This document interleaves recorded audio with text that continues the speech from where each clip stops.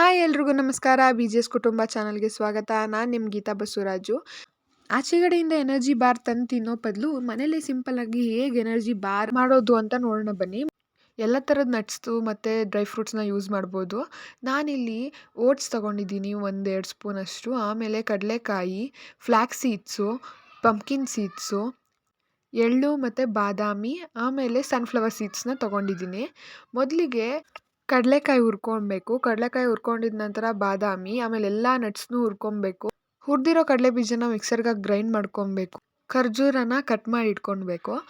ನಂತರ ಒಂದು ಪ್ಯಾನ್ ಕಾಯಕ್ಕಿಟ್ಟು ಅದಕ್ಕೆ ಒಂದು 3-4 ಸ್ಪೂನ್ ಬೆಲ್ಲ ತೊಗೊಂಡಿದ್ದೀನಿ. ಬೆಲ್ಲ ಹಾಕಿದ ನಂತರ ಒಂದು ಲೋಟದಷ್ಟು ಒಂದೊಂದು ಸ್ವಲ್ಪನೇ ನೀರು ಅದನ್ನು ತೆಳ್ಳೆ ಆಗೋವರೆಗೂ, ಬೆಲ್ಲ ಕರಗೋವರೆಗೂ, ಪಾಕ ಬಿಡೋವರೆಗೂ ಚೆನ್ನಾಗಿ ಫ್ರೈ ಮಾಡ್ಕೊಳ್ಬೇಕು.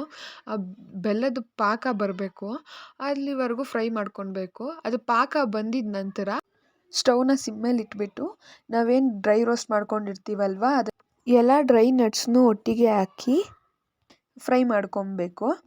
ಫ್ರೈ ಮಾಡಿದ ನಂತರ ಅದು ಕೋಟ್ ಆಗಬೇಕು.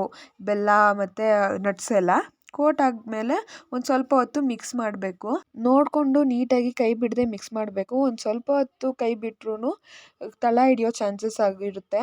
ಅದು ನೀಟಾಗಿ ಮಿಕ್ಸ್ ಆದಮೇಲೆ ಅದನ್ನು ಒಂದು ಸ್ವಲ್ಪ ಹೊತ್ತು ಸ್ಟವ್ ಆಫ್ ಮಾಡಿ ಆರಕ್ಕೆ ಬಿಡಬೇಕು.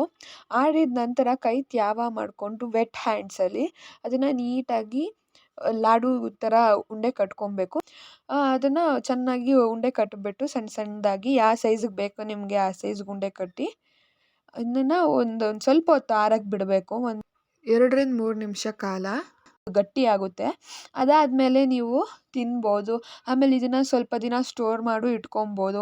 ಏರ್ ಟೈಟ್ ಕಂಟೈನರಲ್ಲಿ ಹಾಕಿ ಸ್ಟೋರ್ ಮಾಡ್ಕೊಬೋದು. ಕ್ಲೋಸ್ ಮಾಡಿ ಇಟ್ಕೊಬೋದು.